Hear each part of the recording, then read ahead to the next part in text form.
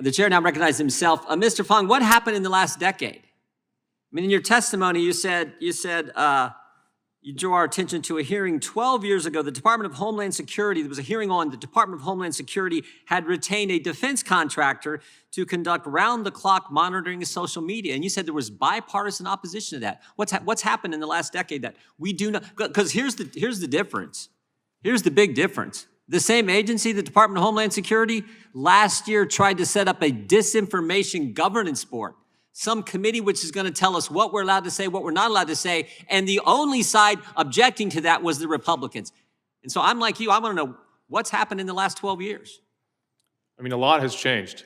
It wasn't that long ago that the Democratic Party stood up very strongly against the Department of Homeland Security and criticized it as a politicized agency. By the way, Mr. Funk, you're not a Republican, is that right?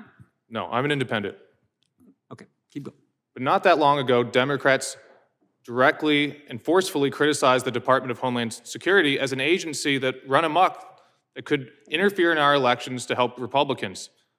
This is an agency that's grown by billions of dollars since 9/11, that was originally set up to fight Islamic radicalization to prevent another terrorist attack, that now polices tweets, that now polices comments on Facebook and Instagram, that now, in a biased way, censors regular American legitimate speech on political issues. The ranking member said in her opening statement that there's no evidence of censorship. Is that an accurate statement? Is there any evidence? Is there no evidence of censorship, Mr. Fong? I mean, I just, on my Substack yesterday, showed a New York Times reporter, based on false information, being censored, being shadow banned.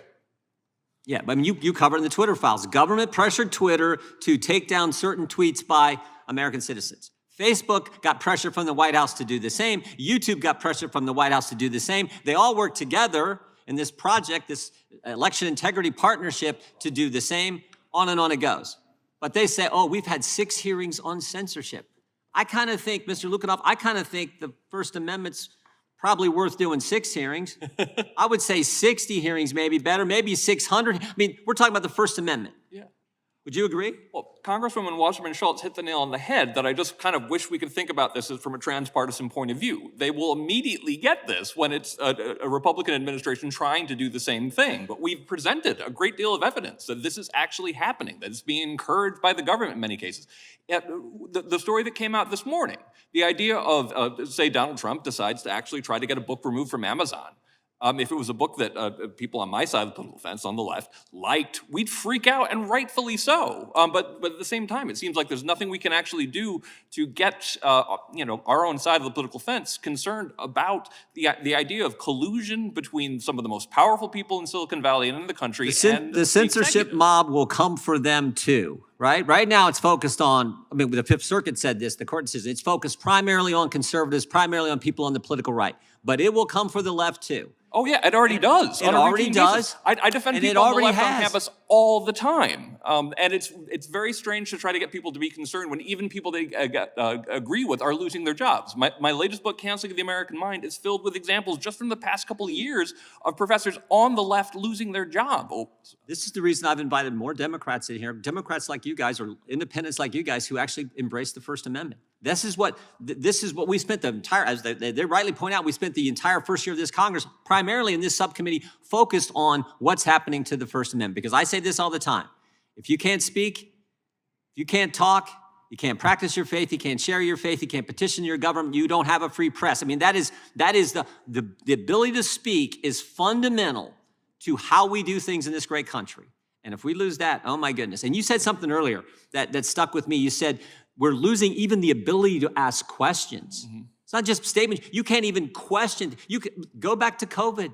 You couldn't even say, I wonder if this thing came from a lab. If you just raised the question, you got censored. And down the line it went. We learned just a couple weeks ago, that Dr. Fauci, when he was asked, where did the 6-foot social distancing come from? You know what he said? We just sort of made it up. I'm not sure where it came from. And think of the impact that had. But if you question that, if you just ask the question, why do we have this? Half the time the stuff they tell us is just false. You can't even question that, for goodness sake. So that's why it's important we have these hearings. And folks like you who aren't on the same side of the political aisle as us are willing to come forward. And we appreciate it. I'll give you a chance to respond in the last 10 seconds. When I was talking about literally questioning as well. Like one of the things that we did with ChatGPT was run the questions that we ask students about whether or not someone should be allowed to speak on a particular campus, and we were told one of the questions by ChatGPT was an inappropriate question to ask ChatGPT. Yeah. And again, highlighting the danger of when this goes to scale and happens in real time with artificial intelligence. That is the frightening part. That's why we got to get this right. And It treats us like children, not citizens. Well said. Well said.